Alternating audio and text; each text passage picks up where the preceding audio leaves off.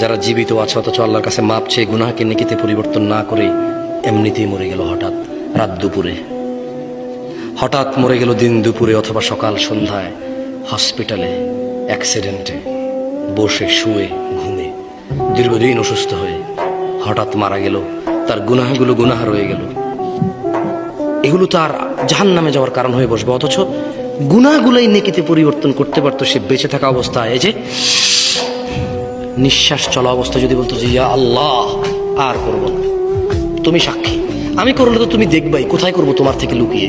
তুমি দেখো আর চুরি ডাকাতি জেনা ব্যভিচার নেশা মিথ্যা কথা কিচ্ছু বলবো না, তবে তুমি আমার আগের গুনাহকে যেমনটা তুমি কোরআনে ওয়াদা করেছো যে নেকিতে পরিবর্তন করবে তুমি করো, আর তুমি দেখো আমি আর গুনাহ করবো না।